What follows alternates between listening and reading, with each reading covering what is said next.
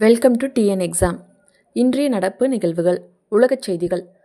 G20 உச்சி மாநாடு John bugs தயாரிப்புகள். நவம்பர் 22, 23 நடைபெறும் G20 மாநாடுக்கான தயாரிப்புகளை தென்னாப்பிரிக்கா முடித்து வருகிறது.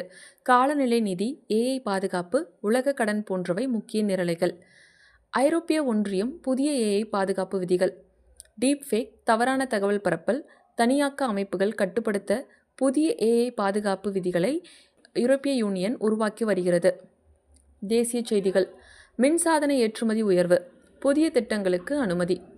மின்சாதன உற்பத்தி மற்றும் ஏற்றுமதியை அதிகரிக்க 7172 கோடி மதிப்பிலான புதிய திட்டங்களுக்கு மத்திய அரசு அனுமதி வழங்கியுள்ளது. தேசிய AMR செயல் திட்டம் 2.0 அறிமுகம். ஆன்டிபயோட்டிக் எதிர்ப்பு சக்திகளை கட்டுப்படுத்த ஒன் ஹெல்த் முறையில் தேசிய AMR செயல் திட்டம் 2.0 அறிமுகப்படுத்தப்பட்டுள்ளது. நவ்கம் வெடிப்பு விபத்து என உறுதி செய்யப்பட்டுள்ளது. ஜம்மு அண்ட் காஷ்மீர் நவ்கம் காவல் நிலையத்தில் நடந்த வெடிப்பு கைப்பற்றப்பட்ட வெடிமருந்துகள் தவறான கையாளப்பட்டதால் ஏற்பட்ட விபத்து என அதிகாரிகள் உறுதி செய்துள்ளனர்.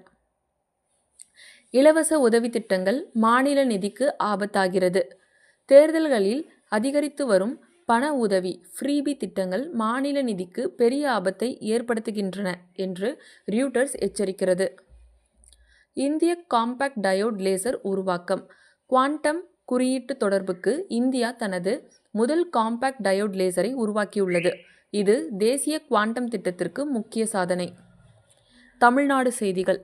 தேசிய மின்சாதன திட்டங்களில் தமிழ்நாடுக்கு நன்மை ஏற்பட்டுள்ளது. சென்னை ஸ்ரீபெரும்புதூர் மின்சாதன கலங்கள் புதிய தேசிய உற்பத்தி திட்டங்களிலிருந்து அதிக முதலீடுகளை பெறும் வாய்ப்பு உள்ளது. ஆழ்கடல் மீன்பிடிப்பு புதிய ஆதரவு திட்டம். ஆழ்கடல் மீன்பிடி துறைக்கு நவீன வசதிகள், குளிர்சாதன சங்கிலி ஆதரவு உள்ளிட்ட புதிய மேம்பாட்டு திட்டங்களை தமிழக அரசு அறிவித்துள்ளது. சென்னை புதிய மழைநீர் வடிகால் பணிகள் விரிவாக்கம்.